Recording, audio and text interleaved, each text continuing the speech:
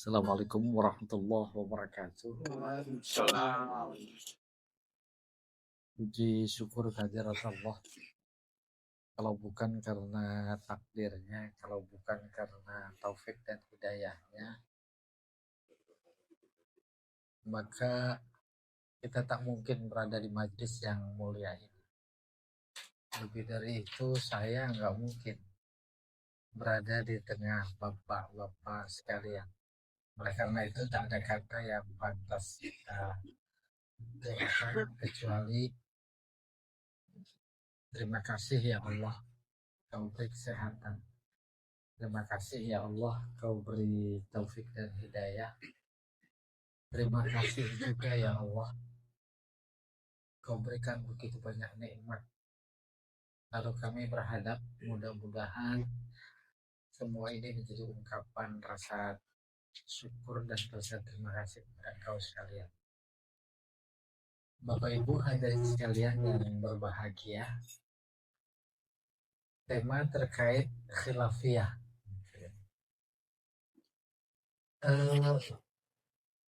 Secara substansial ada di antara kita yang tak paham apa yang dimaksud khilafiyah. Akan tetapi saya mencoba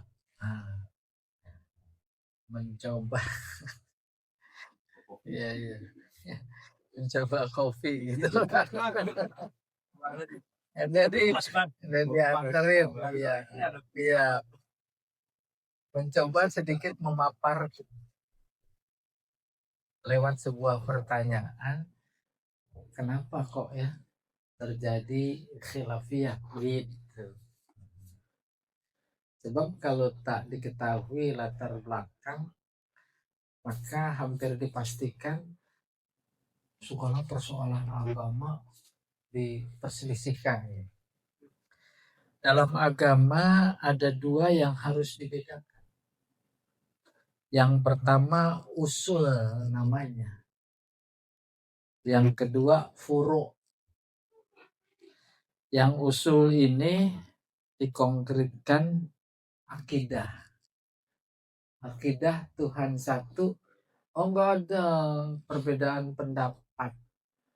Bukan cuma di kalangan umat Nabi Muhammad zaman kita sekarang saja, akan tetapi sejak zaman Nabi Adam.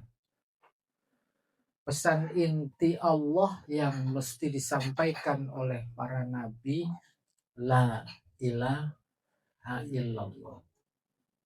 Maka lewat konsep ini, pengertian ini, ketika itu orang masih berla ilaha illallah, insya Allah pertama masuk surga. Yang kedua saudara kita. Yang ketiga Ka'bahnya sama, kiblatnya sama, imamnya sama, dan seterusnya sama.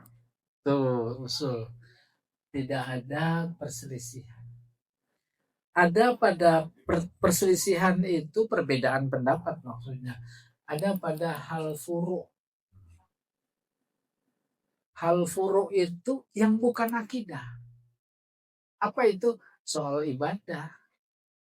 Soal ibadah. Oh, ibadah juga harus diurai lagi secara proporsional. Apa itu? Pertama, ibadah ada namanya ibadah mahdhah. Mahdhah itu ibadah yang tata caranya, syaratnya, rukunnya, waktunya ditetapkan oleh Allah. Itu namanya ibadah mahdhah. Bahasa kitanya ibadah formal. Sholat, zakat, puasa, haji, nikah. Nikah ibadah apa? Itu mahdhah ditentukan. Ada rukunnya dari Allah. Yang kedua, ibadah namanya ghair mahdhah. Apa itu ibadah ghair mahdhah? Ibadah lawannya tadi. Yang syaratnya, waktunya, tata caranya, rukunnya tak ditentukan oleh Allah. Cari rezeki ibadah apa bukan? Ibadah ditentukan nggak sama Allah? Enggak. Gampangnya ibadah ghair mahdhah ini adalah seluruh aktivitas mukmin muslim yang memiliki 3 kriteria. Yang pertama dilakukan karena Allah. Niatnya karena Allah. Maka ibadah. Yang kedua, tata caranya tidak bertentangan dengan syariat Allah. Dan yang ketiga, tujuannya mengharap ridha Allah.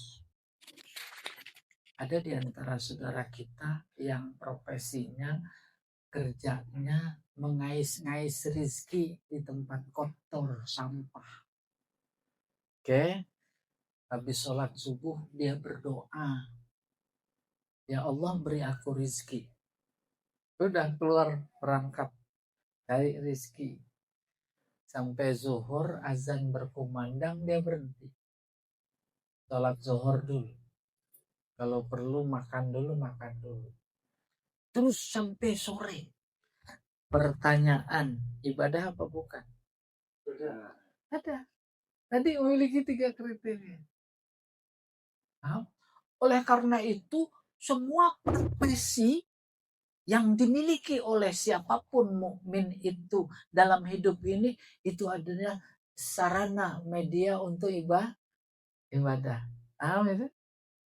Ya, boleh saya mundur sedikit. Ketika Allah menyuruh kita untuk beribadah, wa ma khalaqtul jinna wal insa illa liya'budun, luar biasa. Allah menjadi bertanggung jawab untuk menyediakan sarana prasarana. Sebab logikanya tidak mungkin nyuruh kita beribadah, Allah tak siapkan. Kalau nyuruh sholat harus wudhu, siapkan air apa tidak? Itu. Oleh karena itu, seluruh ciptaannya menjadi sarana prasarana ibadah kepada Dia. Sebagai konsekuensi dia menyuruh kita untuk beribadah. Tak kebayang. Ciptaan Allah cuma 2. Yang pertama tempat. Yang kedua waktu. Ada nggak yang ketiga? Ada. Kan sering saya juga suka sampaikan kepada jamaah ciptaan Allah ada berapa banyak, nggak kehitung. Keliru dikit. Ciptaan Allah cuma 2. Pertama tempat. Ketika disebut tempat, maka seluruh yang ada di tempat adalah ciptaannya. Mau di langit, mau di bumi, mau di dalam bumi, mau di dalam laut, mana yang bukan ciptaan Allah? Tuh. Yang kedua, waktu. Ciptaan Allah. Semua yang terjadi dalam durasi waktu sebagai ciptaannya itu adalah terjadi atas kehendaknya. Ini terjadi kita nih. Atas kehendak Allah bukan? Oke, waktu dan tempat. Sehingga kemudian kalau kita teruskan berpikir tentang ciptaan Allah yaitu waktu dan tempat, bukan 2, tapi 1. Kenapa 1?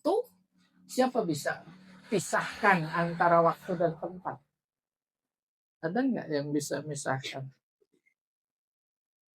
Contoh gampangnya tuh protokol kalau lagi acara. Waktu dan tempat saya persilahkan. Coba bayangin. Kalau yang cuma dipersilahkan waktu aja nggak dikasih tempat. Atau sebaliknya tempat saja. Nah ini konsep dasar ibadah. Baru kita masuk. Ada hal-hal yang kemudian dianggap khilafiyah. Rasulullah bersabda begini, la sholata liman lam yaqra bi fatihatil kitab. Tahu ya? Kalau diterima sholat, nggak sah sholat yang nggak baca Fatihah. Tuh. Dan dikira semuanya seperti itu. Gitu. La solata, kata ahli usul. La-nya ini dua maknanya. Pertama, la yasihu, tidak sah. Yang kedua, la yatimmu, tidak sempurna. Paham? Posisi kita semuanya tidak sah sholat. Oke. Fikih ada dua aliran. Yang pertama, aliran Hijaz. Hijaz itu wilayah Mekah, Madinah, itu Hijaz. Nah, aliran fikih ulama-ulama Hijaz ini disebut ahlul hadis. Kalau kata hadisnya begitu ya begitu. Kalau tidak ada hadisnya, dia sulit menentukan sebuah hukum. Tradisi di mana di situ Nabi hidup, Nabi tidak ada terus sahabat, itu juga menjadi sumber hukum. Apa? Itu yang Hijaz, ahlul hadis. Nanti menukik ke sini hadisnya. Sementara yang satu alirannya di Basrah, yang dikomandani oleh Abu Hanifah. Kita kenal Imam Hanafi. Hadisnya satu, tapi pendapatnya berbeda. Kalau Abu Hanifah jauh dari Hijaz, jauh dari tradisi baik Nabi maupun para sahabat, maka yang lebih dikedepankan ketika memahami sebuah hadis, pendapat ar-ra'yu. Ar-ra'yu. Yang ini ahlul hadis, yang ini ahlur ra'yi.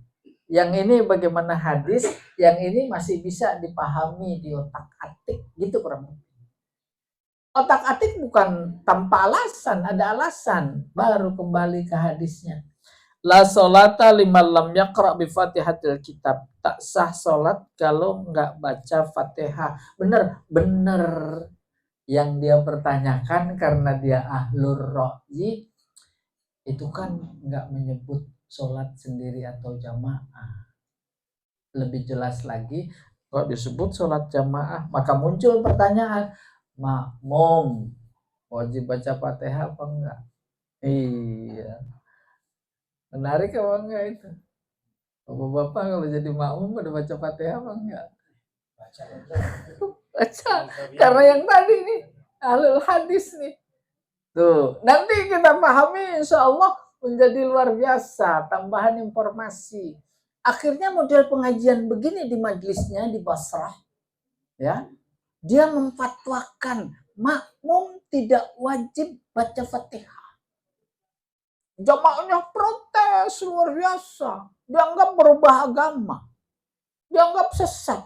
Mereka tahu semua hadis ini, nggak sah kalau nggak baca Fatihah. Terjadi yang namanya perbedaan pendapat.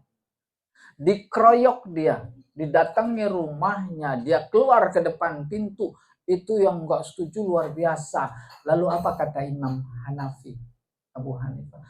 Kalian kalau mau berdebat sama aku jangan keroyokan, susah, nanggapinya susah. Bagaimana kalau satu di antara kalian angkat sebagai juru bicara, setuju apa enggak? Setuju. Setuju dia. Oleh karena itu, apa pendapat juru bicara adalah pendapat kalian juga. Setuju apa enggak? Setuju. Udah, dia tinggal kasih kesimpulan. Kalau begitu, apa perlunya makmum membaca Fatihah? Kan udah dibaca sama imam. Tuh, ahlur ra'yi. Dan memang Nabi bersabda, imamukum wafdukum. Imam kalian adalah utusan kalian untuk hadap kepada Allah. Luar biasa logik. Ketika demo, apa semuanya masuk? Maka yang berani di demo, dihadapi, tolong utusannya 5 atau 10 orang. Ya atau tidak? Tuh, wakil. Bukan persoalan khilafiyahnya, baca apa tidak, bukan. Tetapi cara berpikir yang brilian terkait dengan khusus baca Fatihah atau tidak. Ketika pikiran-pikiran mereka itu terterima oleh kita, kan tenang, yang satu gak menyalahkan yang lain. sesuai dengan daya tangkap yang dia terima. Nah, itu mah contoh kasus. Dan memang bisa dibuktikan.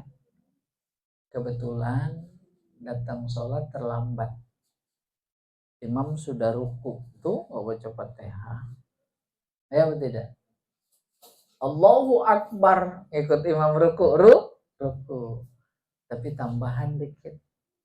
Ketika kasusnya kayak begitu. Allahu Akbar. Ini tangan harus taruh dulu di perut. Paham itu ya? Itu namanya dapat rakaat. Lah, kalau umpama Allahu Akbar langsung ruku ngikutin imam, nggak dapat. Karena mana formalistiknya dia dapat rakaat, itu dia. Taruh tangan, baru ruku. Tuh nggak baca Fatihah. Baca Fatihah. Sehingga ketika dianalogikan bahwa menurut pendapat Imam Hanafi makmum tidak wajib baca Fatihah, jangan juga diteruskan. Diteruskan bagaimana? Fatihah kan rukun. Kalau jadi makmum itu boleh. Rukun boleh nggak baca. Rukun sholat kan banyak. Maksudnya jangan diteruskan. Lah sujud rukun. Masa nggak usah sujud, kan imam udah sujud. Alah, bukan tempat rukun.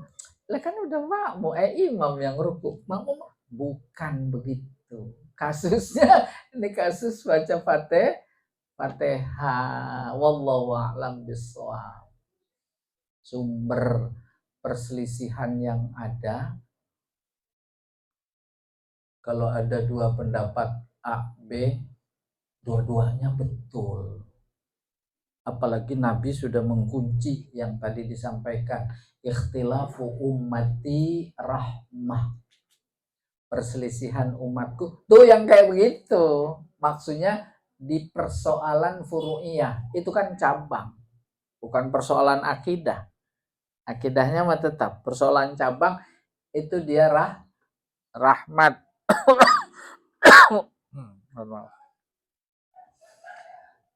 Persoalan-persoalan perselisihan yang ada seperti yang dicontohkan dan yang seumpamanya berakar pada pendekatan pemahaman. Saya beri contoh yang lain.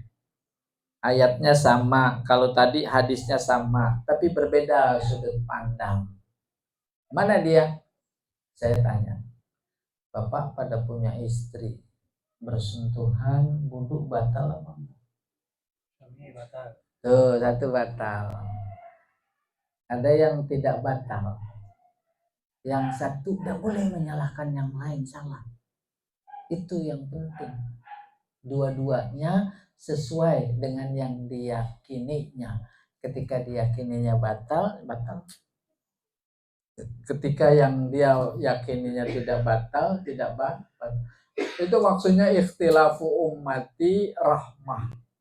Belum lagi persoalan politik, persoalan ekonomi. Tapi sebelum jauh ke sana tentang batal wudu, ayatnya apa sih? Nih Pak Anas nih yang tahu. Potongannya saya tahu. Aula mastumun nisa. Idza qumtum ila sholati faghsilu wujuhakum wa aydiyakum ilal marafiq.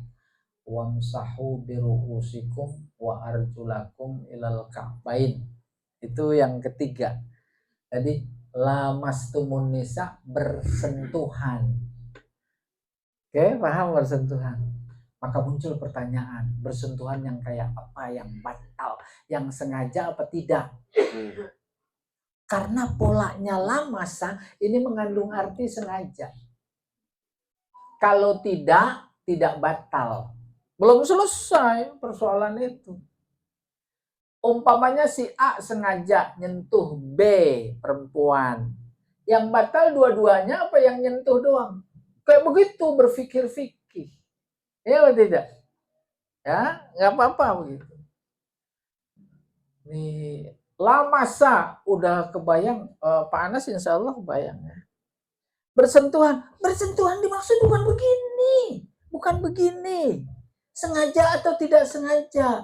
Tetapi masih dibenarkan yang memaknai bersentuhan dimaksud adalah sebadan.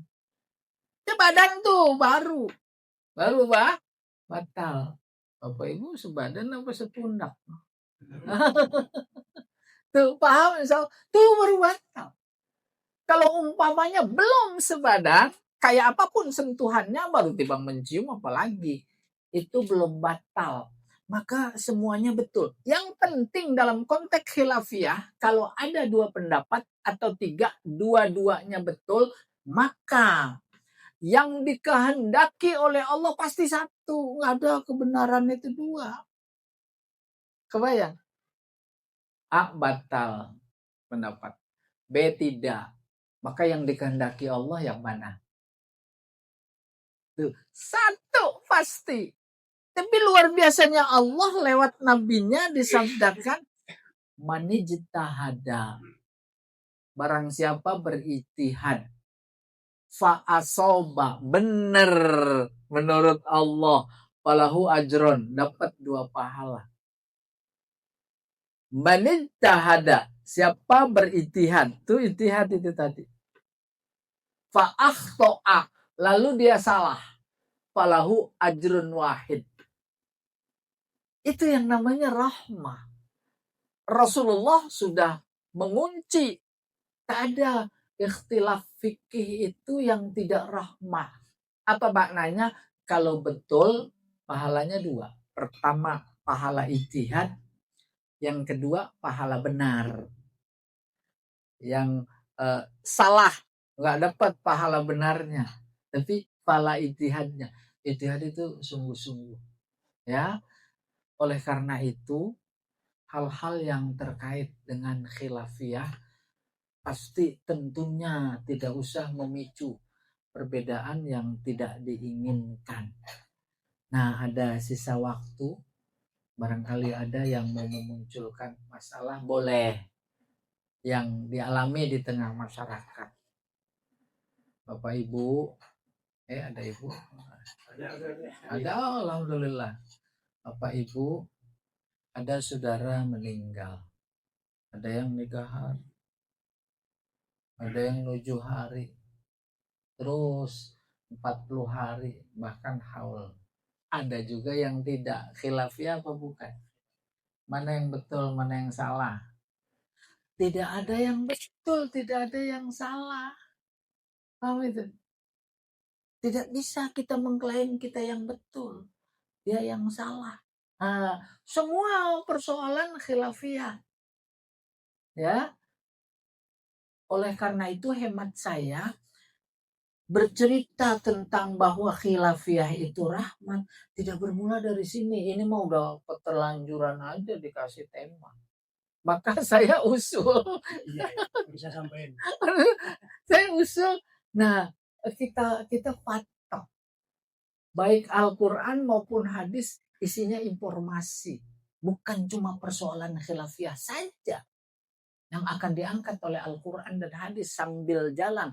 Akan tetapi informasi Al-Quran dan hadis sebagai ajaran agama itu luar biasa, banyak sekali yang harus kita ketahui. Besok kiamat apa kapan? Tuh enak Al-Quran. Pak, kiamat hari apa Pak? Hah? Jumat katanya. Ini malam minggu ya. Senin, Selasa, Rabu, Kamis, Jumat.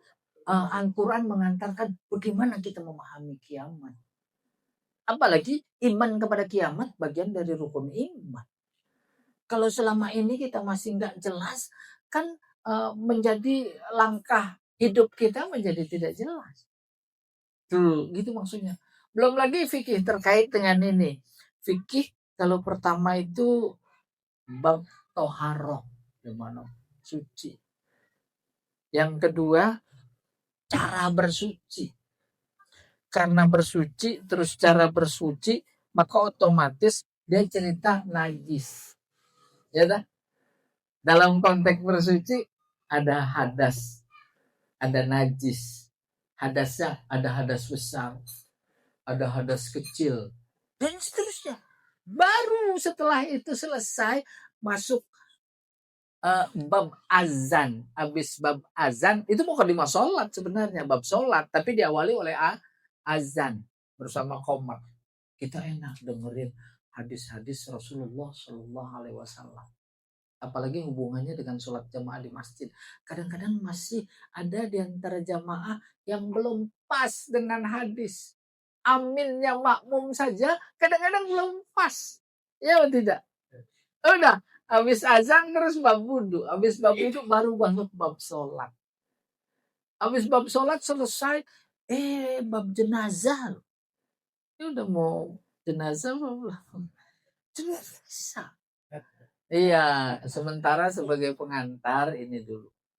Kalau nanti ada yang mau ditanyakan, boleh, sangat boleh. Saya senang sekali. Iya, wallahu a'lam bishawab. Assalamualaikum warahmatullahi wabarakatuh. Assalamualaikum warahmatullahi wabarakatuh. Waalaikumsalam warahmatullahi wabarakatuh. Ustaz, tadi saya tanya tentang masalah tadi tentang khilafah tadi. Ada yang dalam hidup kita yang dalam kematian ada yang 7 hari, 40 hari, 100 hari, bahkan ada yang mendak segala, 1000 hari segala itu. Terus ada tadi yang tanpa melakukan itu. Nah, terus tadi Pak Ustadz menyatakan bahwa itu salah semua, Pak. Nah, yang benarnya seperti apa, Pak? Betul semua. Tadi Bapak bilang Betul. benar semua ya. Betul semua. Iya. Kan ada satu semua benar semua ya. Ya. Nah, itu apa? Dalam sisi seperti itu, Pak. Ya. Kadang-kadang kita kan menghadapi lingkungan yang dinamika seperti itu, Pak. Apa yang perlu harus kita lakukan itu loh, Pak. Mungkin kita menghadapi lingkungan yang model versi A, kemudian Iya. kita masuk versi B. Nah, sebagai umat Islam itu loh, kita kan berarti kan jadi universal, Pak. Apa yang bisa kita lakukan itu loh, Pak. Iya, iya. Mesti itu, Pak. Terima kasih. Ini yang kayak begini yang ditunggu. Bukan persoalannya dia 3 hari, 7 hari, 15. Dia enggak, bukan itu. Yang jadi akar persoalan adalah mana teksnya, mana nasnya, mana anjurannya, dan seterusnya, dan seterusnya. Maka Nabi sejak awal, sejak lama, udah memesankan, pegang Al-Quran, pegang hadis. Jangan sampai kita sesat mensikapi itu. Ya, mengamalkan sih tidak. Tapi bilang itu kan nggak ada cara, itu nggak ada cara bilang. Itu juga termasuk sesat. Surat Al-Hasyr ayat 10 itu akarnya. Apa itu? Allah berfirman, walladzina ja'u min ba'dihim yaqulun rabbana ighfir lana wa li ikhwanina alladzina sabaquna bil iman wa la taj'al fi qulubina ghillan lil ladzina amanu rabbana innaka ra'ufur rahim. Itu doa yang kita baca. Bagaimana sejarahnya? Walladzina ja'u min ba'dihim, mereka-mereka yang datang setelah mereka. Ini generasi muhajirin sama ansor. Udah habis wafat. Nih generasi yang datang kemudian. Itu yang dimaksud mereka-mereka yang datang setelah mereka. Tuh. Apa yang Allah mau ceritakan kepada kita dalam konteks itu? Mereka senantiasa mendoakan tuh yang sudah meninggal. Generasi pertamanya. Apa doanya? Rabbana ighfir lana wa li ikhwanina alladziina sabaquna bil iman wa la taj'al fi qulubina ghillan lil ladzina amanu rabbana innaka ra'ufur rahim. Beres. Jangan lihat 3, 7, 10, 40. Jangan. Yang dilihat itu isinya. Akhirnya kalau kita memang buka buku fikih bab jenazah, ketemu itu. Ketemu. Oleh karena itu melihat sesuatu isinya bukan kulitnya. Kalau beli durian isinya apa kulit? Hah? Ayo, itu dia isinya. Apa isinya? Doa. Adapun mukadimah pembacaan kalimat-kalimat thayyibah, tahlil, tahmid, tasbih, baca Fatihah, baca Al-Baqarah, Itu sebenarnya kalimat thayyibah mengantarkan kepada si pembacanya, membumbung rohaninya ke atas mendekat Allah. Emang kata Allah begitu. Wa yas'adu ilaihil kalimut thayyib. Kalimat-kalimat thayyibah mengangkat si pembacanya yang khusyuk itu sampai dekat kepadanya. Udah dekat baru dimintain doa. Ya, baru dibacakan. Emang kayak begitu. Tidak bermaksud menyalahkan yang tidak begitu. Lagi-lagi substansinya tadi adalah doa. Siapa yang berani menyalahkan untuk berdoa? Persoalan 3, 7, dan seterusnya, itu kan persoalan kulit. Bahkan sejatinya tidak cuma hari-hari itu saja kita mendoakan si jenazah. Setiap habis sholat, kita selalu doakan. Nggak pakai 3, 7, 8, dan seterusnya. Enggak. Lagi-lagi isinya. Wallahu a'lam bishawab. Assalamualaikum warahmatullahi wabarakatuh. Untuk tadi yang pertama untuk masalah khilafiyah dalam membaca Al-Fatihah. Ini kan untuk Imam Hanafi boleh tidak baca Fatihah dan dia udah diwakilin oleh si imam. Iya. Sedangkan saya yang tahu kalau Imam Syafi'i itu wajib setiap Sinan. Maka itu walaupun kita terlambat sesampainya. Tapi kalau memang tidak sempurna, ya itu kan ketanggungan daripada imam. Itu sedapatnya. Tapi kalau Imam Syafi'i yang mewajibkan setiap rakaat. Apakah gitu betul? Betul. Karena kita kebanyakan mazhab Syafi'i. Iya. Takut salah paham nanti. Takutnya diam aja. Karena di sini ada hukumnya ada 2, ada 3. Ada apa itu untuk niat dalam hati qalbiyah dan terus qauliyah dan fi'liyah. Dan qauliyah ini yang jarang saya lihat di masjid-masjid orang diem aja. Tidak mengananya apa? Itu kalau Imam Syafi'i tidak sah sholatnya kan gitu. Harus bibir bergerak. Nah, itu yang namanya baca. Iya. Tapi kalau diam aja ya, saya ngelihat banyak sekali yang tidak ngerti itu bahwa itu rukun qauliyah. Termasuk tahiyat akhir. Banyak itu yang nggak dipahami oleh. Apakah betul Pak Kiai seperti itu? Iya. Ya, mohon karena tadi takutnya salah paham pada diem semua. Ya udah cukup imam semua. Bahwa dalam kalam Imam Syafi'i itu ada muwafiq dan ada yang kalau muwafiq itu kan yang harus dilengkapi Fatihahnya. Orang yang terlena seperti itu kan. Dia ikut cukup untuk baca Fatihah, tapi dia baru, oh iya saya belum baca Fatihah. Itu wajib itu baca Fatihah. Kan gitu. Walaupun tidak sudah ruku, kan gitu. Setahu kami. Iya. Mohon ada lebih perjelasan lagi. Terima kasih. Assalamualaikum warahmatullahi wabarakatuh. Mayoritas kita Indonesia Imam Syafi'i.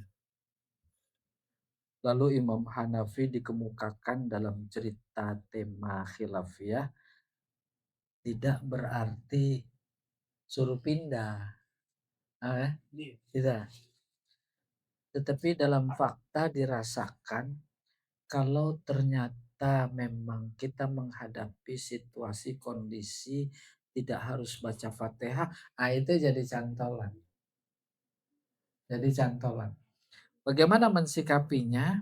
Tadi sesuai dengan ketersediaan waktu yang ada. Karena kita datang lambat, baca Fatihah tak sempurna, menjadi tidak ragu bahwa itu sempurna, disempurnakan oleh imam. Kan menjadi ada manfaatnya. Dah selesai. Yang kedua bagus tadi, menginspirasi. Rukun qauliyah. Habis takbiratul ihram, sunat doa iftitah. Rukun yang berikutnya baca Fatihah. Kalau pakai literatur Arab, qiraatul Fatihah. Ya atau tidak? Nah ini yang tidak banyak dipahami. Apa makna qiraah? Ketika Nabi pertama kali dapat wahyu, Iqra. Itu qiraah, baca. Di balik makna qiraah ada makna yang substansial, gerak. Oleh karena itu, hubungannya dengan bacaan Fatihah secara khusus dalam sholat baru dianggap baca, bibirnya bergerak. Itu tadi yang dikatakan. Dan memang kita menyaksikan karena keterbatasan saudara-saudara kita, baca dalam hati. Dalam hati itu tempatnya niat, bukan tempatnya baca. Kalau baca, mau Fatihah, mau baca yang lain, itu pada ruku juga baca, itu ada unsur gerak bibir.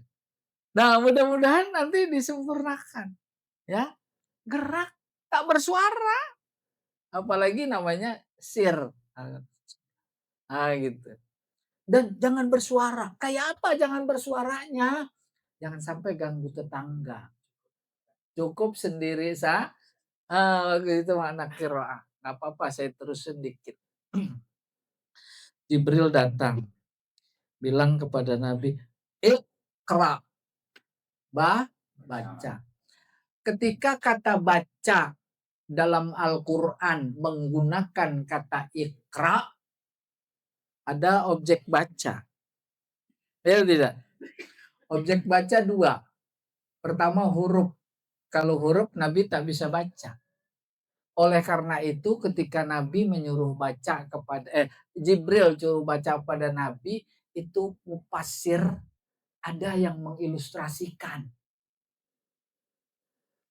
bahwa selembar kain putih itu Al-Alaq 5 ayat. Kan itu objek baca. Sebab tidak mungkin si guru bilang baca, nggak ada objek bacanya. Nggak apa-apa, itu mah sekedar tambahan. Tapi yang ingin disampaikan, objek baca ada dua, huruf Nabi tak bisa. Yang kedua, bukan huruf. Apa bukan huruf? Pertama isyarat, itu bukan huruf. Bisa dibaca. Yang kedua, seluruh ciptaan Allah dan peristiwanya yang terjadi, itu adalah objek baca. Bacanya pakai ilmu. Kita bisa nggak baca itu Lapindo? Ada lumpur berpola. Itu kan tanda kebesaran Allah, ayat. Cuma yang berilmu aja. Ketika ada gempa, ketika ada badai, itu mereka bisa baca. Objek baca. Nabi yang membuat dia kemudian menyendiri di Gua Hira karena dia membaca fenomena masyarakatnya. Kok berhala disembah? Betul, berhala punya mata tapi kan nggak ngeliat. Punya telinga tapi kan nggak dengar. Punya tangan tak bisa pegang. Punya kaki tak bisa jalan. Punya kepala tak punya apa. Tuh dia mikir, habis baca. Maka kemudian dia mengadukan kepada Allah. Lalu Jibril datang. Iqra. Jibril berapa kali ngajarin baca Nabi Muhammad? 3. Iqra. Ma'ana biqari. Saya nggak bisa baca. Iqra. Sambil menggigil. Nggak bisa baca. Oh rupanya 3 itu bukan faktor kebetulan. Tidak mungkin. Boleh muncul pertanyaan, kenapa nggak 4 kali? Kenapa nggak sekali aja cukup? 3. Rupanya Allah memberi pelajaran kepada kita, membaca itu ada 3 tahapan. Tahapan pertama, apalagi objek bacanya cumpanya meja ini. Saya baca. Tahap pertama. Ini paling harganya berapa? Tuh hasil baca. Iqra ya. Yang kedua, bagus. Yang bikin meja ini profesional. Tuh, kedua. Yang ketiga, jangan lihat harganya. Jangan lihat bentuknya. Berapa banyak lewat meja ini orang menjadi berilmu. Itu hasil baca. Ya. Wallahu a'lam bishawab.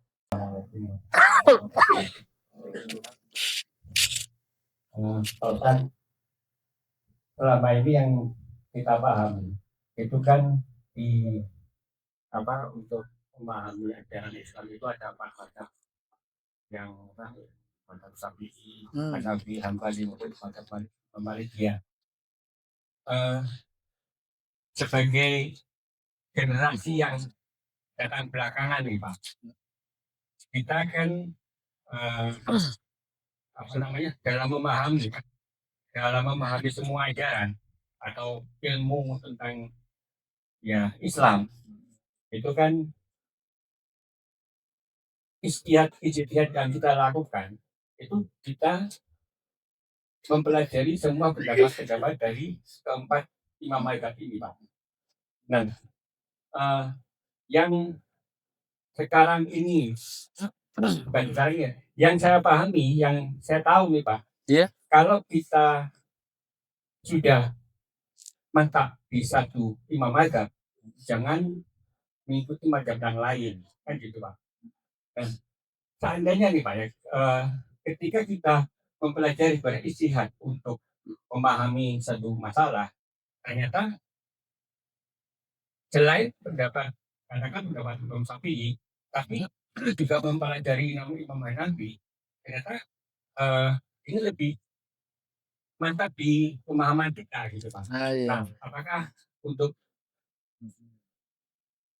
menggunakan pemahaman semua mazhab ini bisa kita lakukan Pak? Nggak harus berdasarkan kalau kita udah Syafi'i ya Syafi'i aja, jangan yang lain-lain. Karena ada yang mengatakan bahwa itu kan jadi nantinya kalau kita mau menjalankan amalan itu sesuai dengan selera kita jadinya gitu kan. Apa yang baik menurut kita atau yang cocok buat kita, nah, kita jalani gitu Pak. Demikian Pak. Assalamualaikum warahmatullahi wabarakatuh. Kajian tentang mazhab, apalagi dalam rangka yang mana yang kita ikut, kita belum punya kapasitas. Itu wilayahnya akademisi itu. Dan memang ada fakultas khusus yang disebut fakultas perbandingan mazhab. Untuk kebutuhan keseharian kita, pokoknya yang sederhana saja. Ya, sederhana. Sebelah sana kalau subuh kunut. Yang sebelah sini kalau subuh nggak pakai kunut. Nggak usah, itu hadisnya mana. Karena kita tidak dalam konteks untuk mencari kebenaran setiap mazhab yang ada. Mensikapi perbedaan itu seperti tadi awal, dua-duanya betul. Sekarang persoalan kunut itu alhamdulillah udah reda. Dulu-dulu ketika itu mau beradu fisik ya tidak. Akhirnya jalan keluar yang kita diwarisi oleh jawaban orang-orang tua dulu, sebagai contoh pergi haji Buya Hamka sama siapa bareng di kapal, sama Pak Idham Khalid. Buya Hamka mewakili yang tidak kunut, Idham Khalid yang mewakili kunut. Tuh gantian dia. Kalau giliran Buya Hamka yang imam, dia menghormati, dia kunut. Dia tidak. Kalau Idham Khalid yang imam subuh, dia nggak kunut, menghormati lah. Kan luar biasa itu. Tataran kita itu yang penting. Oke. Baru yang kedua, pindah-pindah mazhab gitu bahasanya. Kalau dalam bahsul masailnya para NU itu namanya talfik. Talfik. Sama istri. Kadang batal, kadang enggak. Tergantung moodnya. Lagi malas wudhu, enggak batal. Talfik dalam satu kasus tidak boleh. Kalau sudah tidak batal, terus kapan saja di mana saja tidak batal. Atau sebaliknya, kalau batal di mana saja, kapan saja batal. Ya, nggak boleh pindah-pindah. Nggak boleh. Dalam satu kasus. Tapi kalau dalam beda kasus boleh. Cuma kalau bahsul masailnya itu ulama NU mazmum. Cuma celak saja. Kita prasmanan. Ya. Udah mejanya. Udah. Kita ada posisi sebelah sini. Ini aja ambil, jangan sampai tangan itu kan coba bayangkan. Tadi apa kata orang? Ini yang deket aja. Akhirnya bajunya pada kena semur gitu peraku. Jadi demikian. Bagus kita tidak mengkaji perbandingan mazhab, tidak. Tetapi ya yang ringan-ringan saja berbeda. Kunut tidak kunut. Usoli tidak usoli. Iya atau tidak? Tuh dua-duanya betul. Pamannya mau sholat. Allahu Akbar. Nggak pakai usoli. Tapi niat mah wajib. Niat kan di hati. Umpamanya. Kambing terlepas. Allahu Akbar. Boleh apa enggak? Mengganggu sholat atau tidak? Apa maknanya? Usul itu di luar sholat. Amin. Ada kata ekstrimnya yang di luar sholat seperti tadi di ilustrasi. Kambing terlepas. Allahu Akbar. Enggak mengganggu. Sebab yang namanya rukun sholat niat itu yang di hati. Oh nanti baca bab niat luar biasa itu niat. Luas sekali. Dan enak maksudnya. Kenapa enak? Karena nyambung antara iman kita dengan pelajaran keimanan. Wallahu a'lam. Ada lagi, ayo ah. Kalau nggak ada saya tinggal. Talqin, Pak. Oh bagus, bagus sekali. Jadi di tempat Pekalongan ada Bagus. lebih kalau itu berarti namanya apa sih yang kesra ya.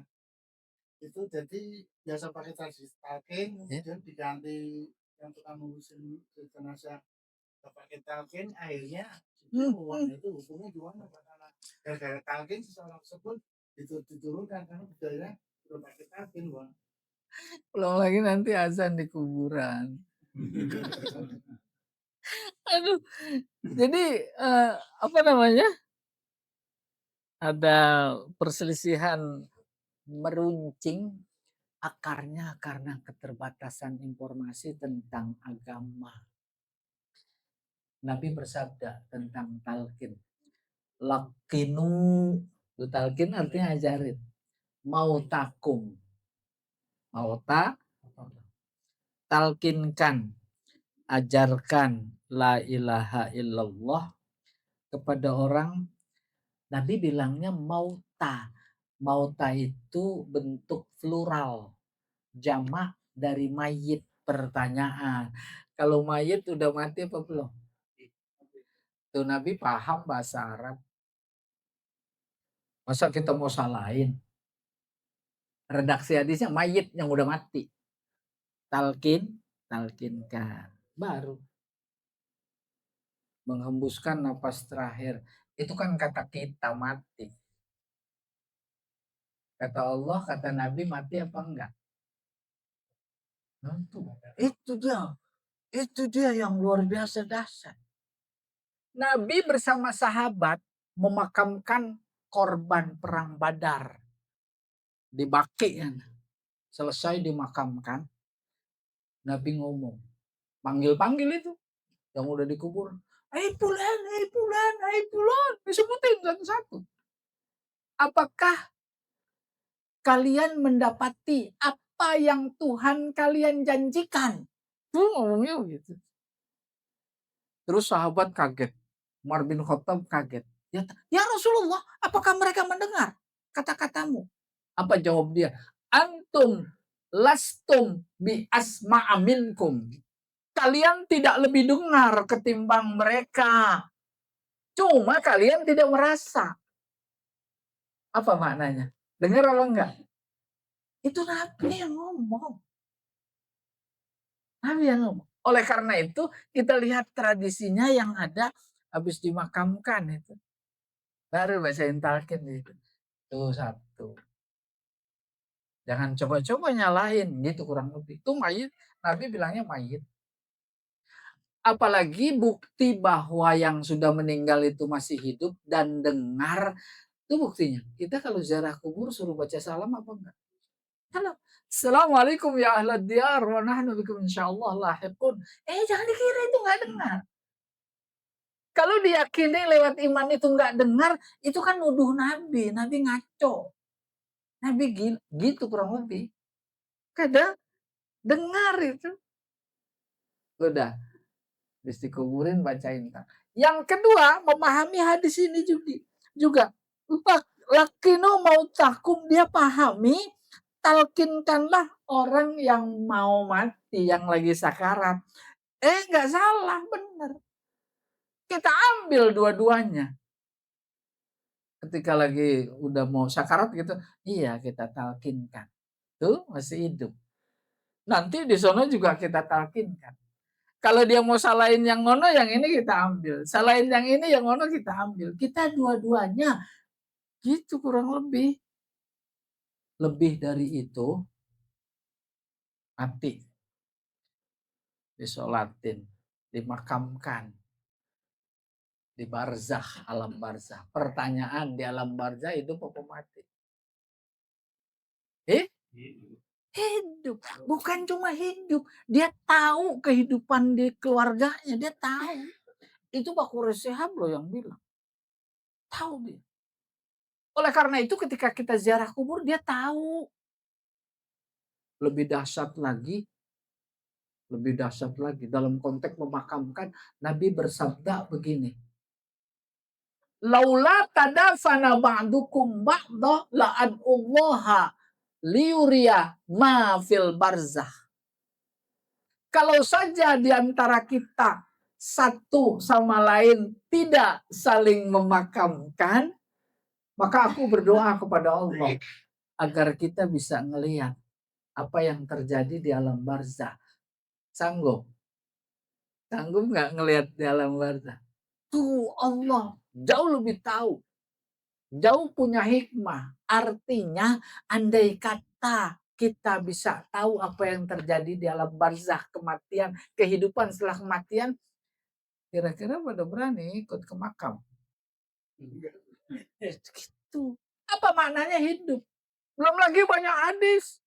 Nabi lewat kuburan, dengar tuh lagi nangis. Sahabat tanya, kenapa dia nangis ya Rasulullah? Kalau istinja nggak tuntas. Tuh kan pelajaran buat kita. Iya, jadi kembali ke pokok persoalan itu, tataran kita tidak dalam konteks mempelajari apalagi membandingkan mazhab. Yang kedua, sejatinya kita konsisten terhadap yang kita paham. Ya, dalam satu kasus itu dianggap tercela, pindah mazhab. Tadi yang menarik pengantar Pak Bayu. Lebaran beda-beda. Ya, malah kalau ada 2, kita berharap 3. Ya. Pulang kampungnya lamaan. Itu juga masuk kategori khilafiyah. Yang satu berpegang kepada ru'yah. Emang hadisnya begitu. Sumu li ru'yati, lihat bulan dulu. Wa'aftiru, lihat bulan dulu. Besok Idul Fitri. Kalau nggak kelihatan, emang hadisnya begitu. Sempurnakan 30. Beres. Kalau yang satu lagi hisab. Hisab. Hisab. Masing-masing punya argumentasi. Kita tidak dalam konteks membanding mana yang betul, mana yang salah. Cuma yang diminta oleh kita sikap.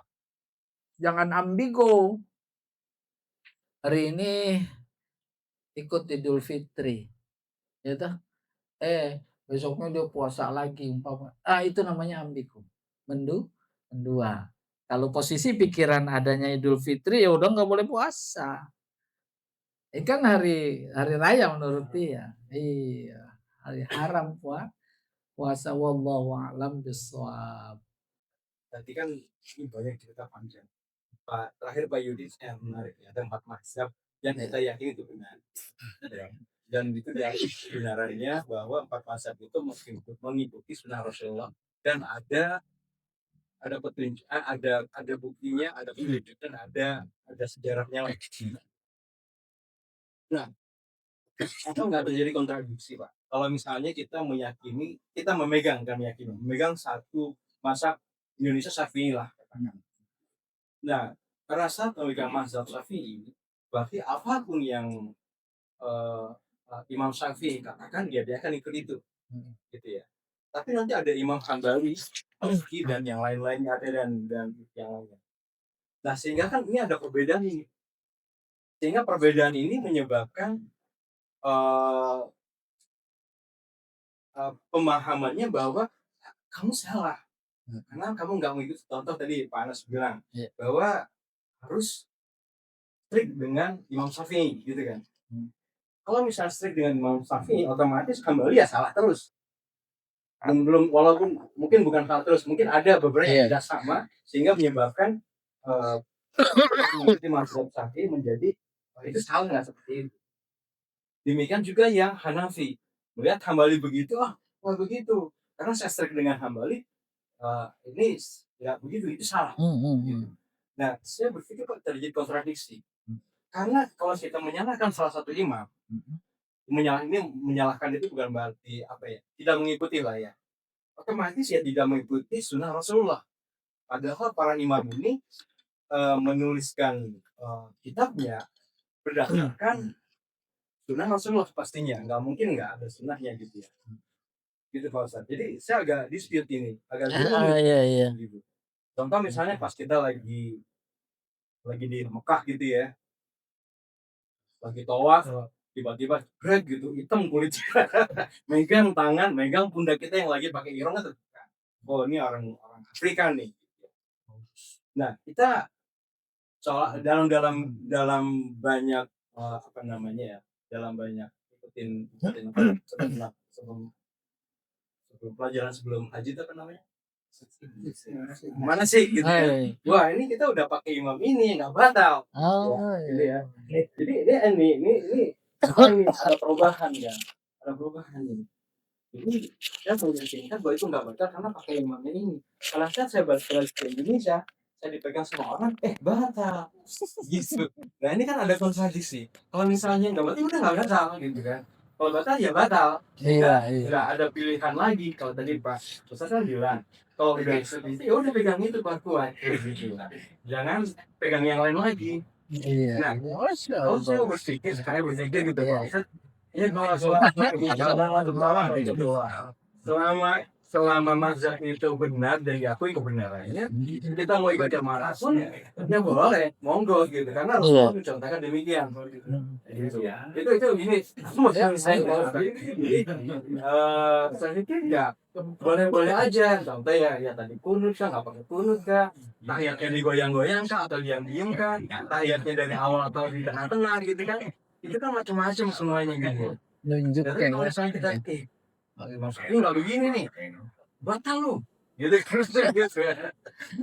Itu dalam hati mungkin nggak ngomong gitu, dalam hati. Sehingga ada terbersih dalam hati bahwa kamu batal, aku nggak batal, karena aku ikut imam ini, tapi kamu nggak ikut. Sehingga dalam hati ya kalau saja mungkin nggak akan terucapkan, kamu batal, gitu. Bener itu salah gitu. Nah, sehingga kan ada dalam hati rasa bahwa aku paling benar, akulah benar, kamu salah, gitu. Nah, gimana nyikapinya Pak Ustaz? Apakah memang salah kalau misalnya kita harus mengikuti semua imam, gitu ya? Atau kan memang kita harus strict dengan satu, yang mayoritas Indonesia Syafi'i, tapi kalau di Afrika ya beda lagi ceritanya gitu ya. Nah, gimana nih Pak Ustaz? Bingung saya. Keberadaan mazhab nggak ada yang meragukan adanya, ada. Bahkan bukan cuma 4, ada 5. Apalagi kalau ke Indonesia, ada imam yang baru, Imam Samudra. Tuh itu ada pengikutnya. Keberadaannya ya.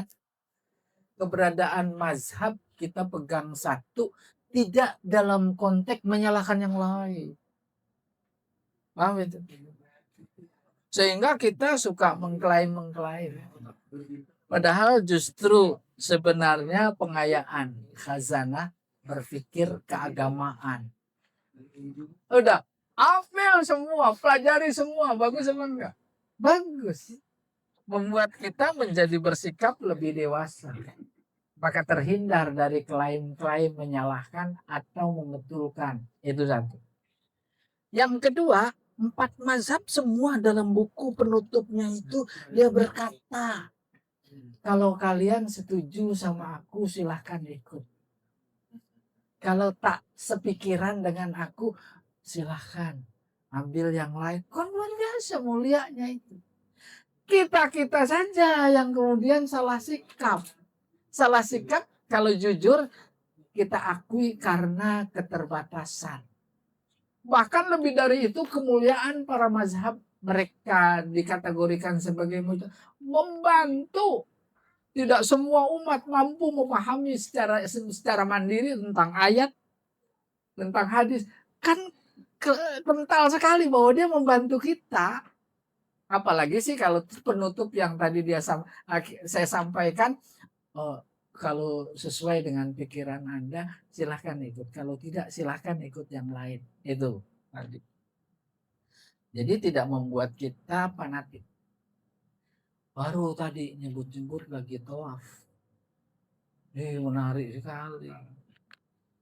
Tawaf itu muter keliling di rumah siapa? Rumah Allah. Di rumah Allah. Maka ekstrimnya kalau baca al-fiqhul islami wa adillatuhu wahbah Zuhaili, di situ udah nggak ada mazhab lagi. Hebat nggak itu? Itu wilayah aku. Gitu seolah-olah kan. Nih di sini nih, masjid kita Muhajirin. Boleh coba-coba. Bapak sama ibu satu sop.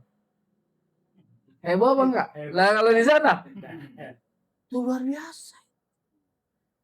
Seolah dia berkata memang disebutkan di sini tanpa mazhab. Oleh karena itu baru timbang batal nggak batal mah kecil. Ya, apalagi kemudian muncul bagi teman-teman saudara kita tertentu, waduh, batal terus tempat wudhu jauh susah. Akhirnya muncul fitnah yang berikutnya. Ya betul tidak? Tetapi kemudian kalau ada di antara saudara kita tetap bertahan batal dan harus wudhu, apalagi yang namanya batal bukan karena faktor sentuhan saja, dia buang angin batal apa enggak? Khawatir nanti dia berkesimpulan buang angin juga enggak batal, itu kan bahaya. Bahaya. Ya kan ini. Iya, jadi kembali disimpulkan wilayah tanpa mazhab gitu. Jadi kalau ada bawa istri kemudian pegangan lagi itu ya nggak apa-apa. Kalau memang masih berpegang. Kalau tidak berpegang bahwa di sana tidak ada mazhab, ya batal lah umpamanya. Harus berwudu. Itu banyak kasus karena susah berwudu, ini dia tayamum. Ya belum boleh. Iya belum dibolehkan tayamum, harus berwudu. Siapa bilang susah? Gampang. Ya, apalagi saya dengar katanya emang udah disiapkan sekelilingnya itu tempat-tempat wudu, keran wudu. Andai kata tidak saja, bisa pakai gelas itu. Iya, wallahu a'lam bishawab. Terima kasih banyak.